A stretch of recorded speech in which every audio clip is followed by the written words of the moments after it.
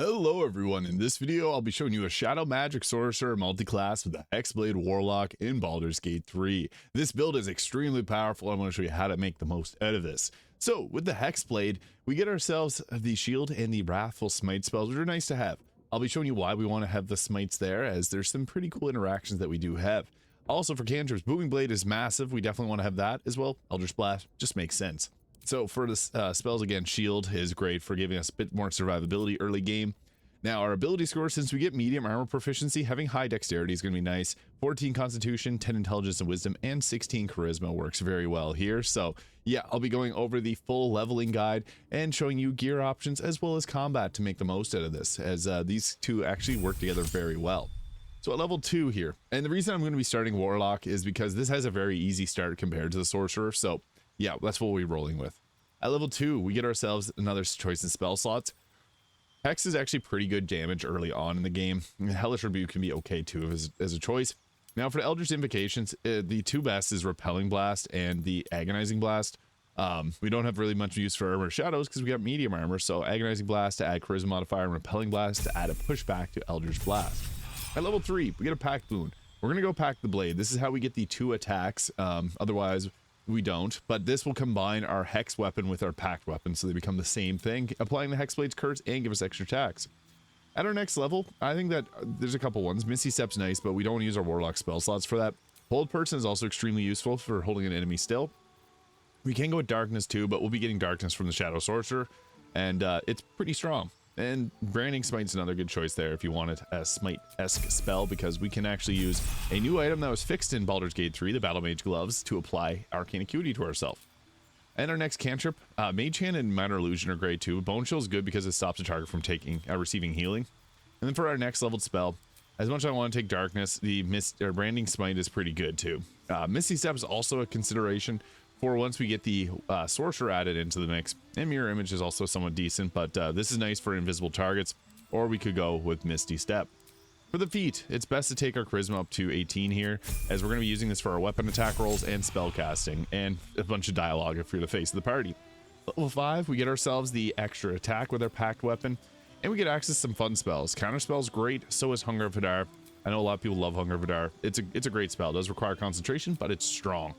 Now for the Eldritch Invocation, I think that Devil's Sight works best. The Shadow Magic Sorcerer has the Eyes of the Dark, which uses 2 sorcery points to create darkness, and you get the dark vision with it. We don't have to do that. We can just use Devil's Sight.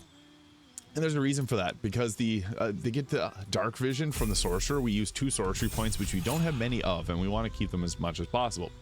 So level 6, we get an Acursed Specter. Once you slay an ally, or whenever you slay a creature or an ally slays them, you get that's afflicted with the Hexblade's curse, you get a specter that can be raised. So we can actually get a double summon. And what's also cool on top of this is the dog gets a combination with this, and it's actually kind of interesting. So there's the ability right behind you here that our specters can get, and it can also be acquired by Nimbus by moving adjacent to an Acursed Specter. So this does your user reaction, does additional Summoner's Charisma modifier, is added to 1d12 and necrotic damage. And yeah, your dog can get this ability too, which I think is awesome, because we're going to have both of these, because we got a Cursed Specter there. And for the next level spell, Counter Spell is always a good one to have, so we're going to take that, although don't use your Warlock spell slots on that. We won't have that many spells, and it uses level 3 spells, of course, so that makes things a little difficult. But now at level 6, we're going to add in, or I guess level 7, we're going to add in the Sorcerer here, and we're going to be taking the Shadow Magic. Strength of the Grave, you reach 0 health points, you regain 1 instead of becoming down. And we get the Superior Dark Vision, which, meh, it's alright. So for the spells, I would actually recommend grabbing one of each damage type that we don't previously already have, because the dog can apply omens on targets, and we can use these to get our sorcery points back. And we already have the shield spell, so the Chromatic Orb just works well for creating more elemental damage types for us, and Magic Missile is really nice too. So we already got shield, not a big deal. We're going to take the Chromatic Orb for getting our sorcery points back. And we also get ourselves another spell here, so Thunder Wave is really nice for the pushback.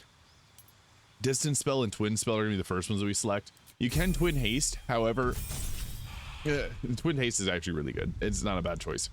So we got the special, there's the darkness here, but there's the Eyes of the Darkness. This makes it so that we can see in it, but we can always just cast this instead of burning through our sorcery points, so that's a nice benefit of the Devil's Sight from the Warlock.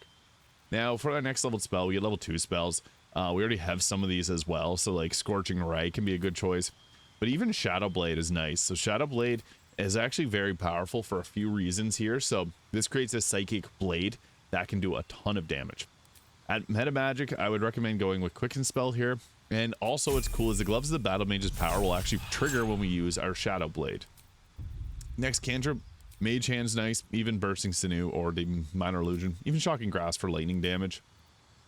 And then for our next level spell, we'll go shocking ray and take an ability score improvement on our charisma. And for our next level here at level 5, we get access to some fun spells between lightning bolt and fireball. We already get haste somehow, but we're going to go with fireball or lightning bolt, whichever you prefer having earlier. I typically like both of these spells to be equipped. But level 6, we get the Hound of Ill Omen. So this uses 3 sorcery points of bonus action to be able to create a Dog of Darkness, which is super fun. We'll also take lightning bolt there, and you could replace a spell if you wanted to.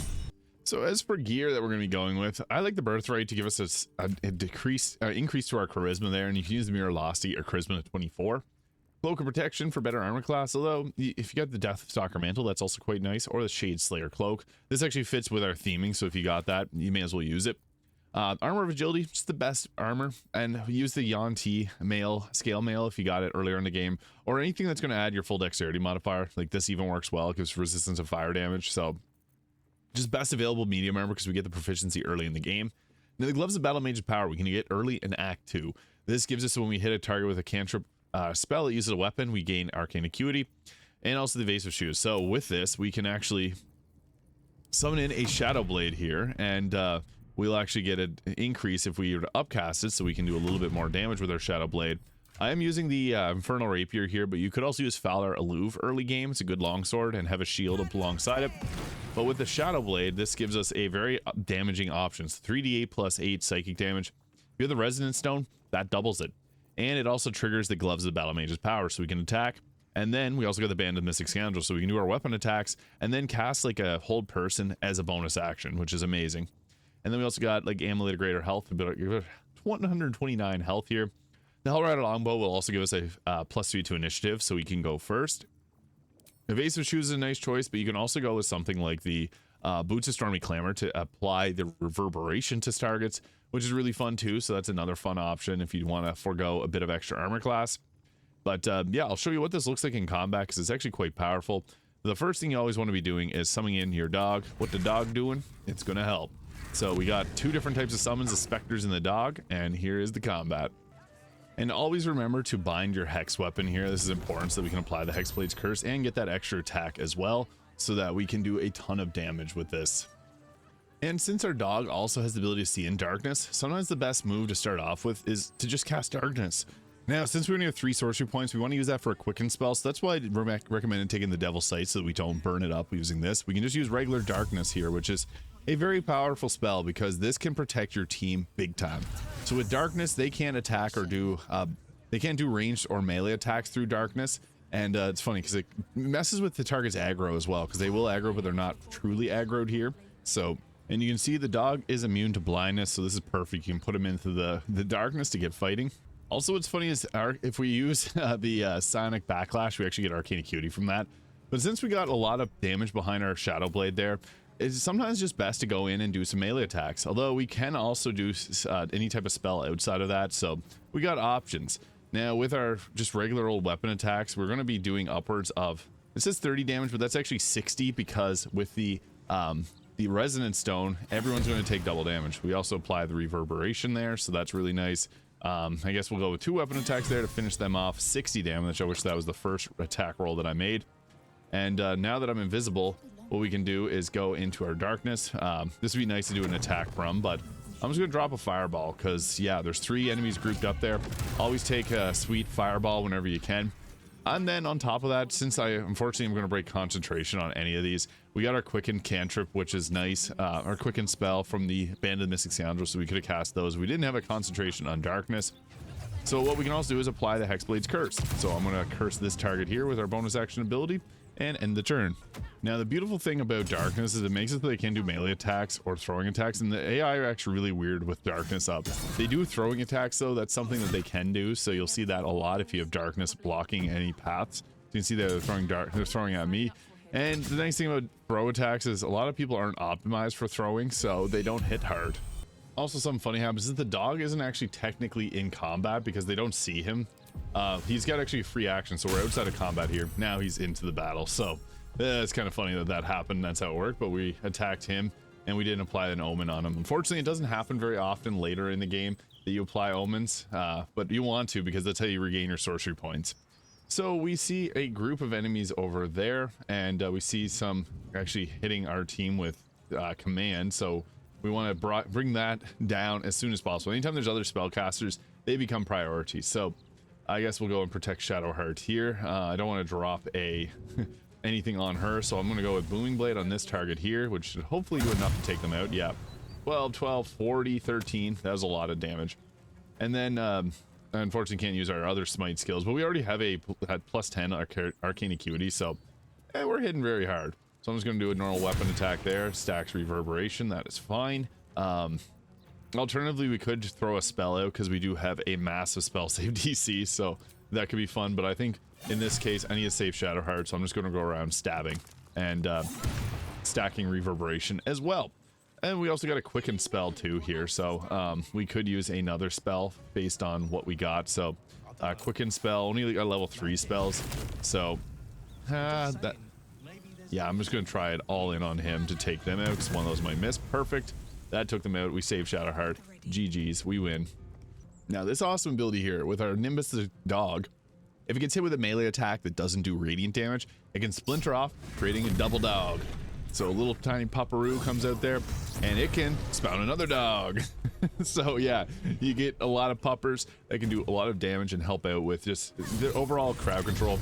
Sometimes you can see there, we can get multiple dogs. We got 4 of them now, so I love this. It's so much fun.